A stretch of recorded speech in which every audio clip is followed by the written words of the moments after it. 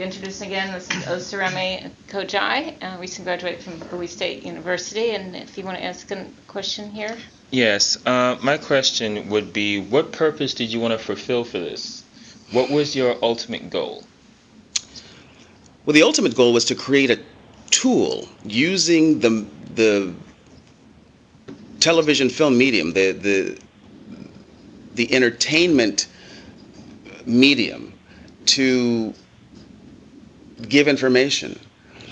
Olivia and I feel very strongly that we are sole contracted to be a part of an effort to use this vast network that we have established in terms of entertainment, to use it as best as we are able to shed light. We believe very strongly that that's in large part the purpose of the way we've connected ourselves and the way we gather together, either in front of a screen or at home or in a movie theater. That it's about connectivity, and what we share in the process of connecting is what we are intensely interested in. So the purpose was to use this medium to give people information that they might use in their own lives, perhaps information that they've never encountered before, and get them to think and contemplate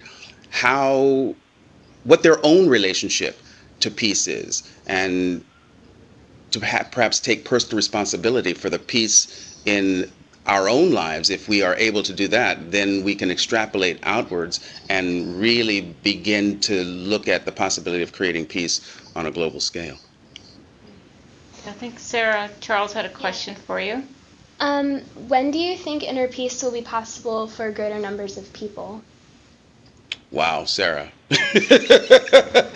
That is a huge question.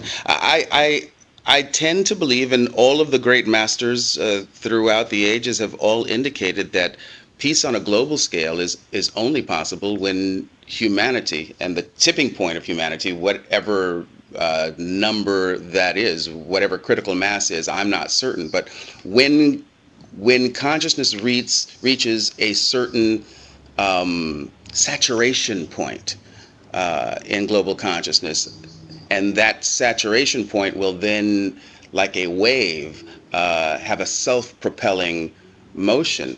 But the key, I believe, is to have individuals take responsibility for creating peace in our own lives. And when we do that, then we contribute to that greater massing of ideas, of knowledge, of awareness, of peaceful intent and peaceful purpose. And once we get to that critical mass, once we get to that tipping point, then we sort of fall easily over into a peaceful coexistence planetarily. That brings me to the next question, which is what brings you inner peace in your life? Wow. I knew that would bring a deep sigh. It usually does. For everybody, we all take one deep sigh. It's like, whoa.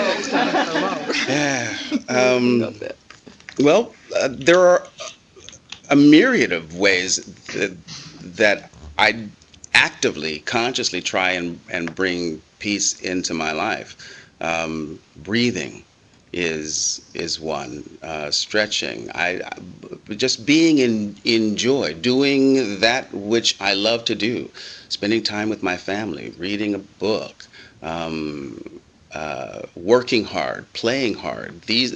Achieving the balance in my life is the formula that I've sort of come up with that I use to live a more peaceful life. There's a lot of self-monitoring that I try and do. Monitoring not just, monitoring every aspect of my existence, my thoughts, my words, as well as my actions, just really being conscious about the energy that I'm putting out there into the world. Can I add something to that? Well, of course you can. This has been an amazing process over the last 5 years, and I think the reason perhaps it hasn't happened sooner, the project, is because, well, I know me personally, and I'm sure LeVar too, are in a constant process of evolving in this whole idea of peace. What actually is it? And what is occurring for me more and more is I experience a sense of peace when I feel 100% responsible for my every thought, which then shows up in my environment around me. It shows up in how other people behave towards me. Can I take responsibility, or am I able to be aware enough in the moment to know that I co-created this moment? Therefore, if it's not harmonious and exactly the way I would like it to be, then what do I need to do? What adjustment do I need to make to create a more peaceful environment? And it's not as though peace happens instantaneously. It's a moment-to-moment process of being consciously aware of every thought, every belief, every idea, and then every action that I take. That's very well said. That's wonderful. It's work. Yeah. Peace is work. Peace is it's work. But I think what Olivia just said. Peace is a process. It is not a destination. It is a journey, and we have discovered throughout this process that that having taken on this task to create this this documentary, what's been required of us is really redefining at every stage along the way what peace is and what we are willing to do in the service on a personal level of achieving peace. So it's and when I realized that, what occurs is excitement, real excitement. It's not like a calm, still pond when you get there. It's thrilling to the core because you are the creator of your life. And it comes with a big surge of energy of almost like a wow. And then that equals peace. Right. I think that's been one of the largest discoveries for me, is that peace is not always this sense of serenity. That peace is a very active state, and as Olivia said, it's very exciting. It's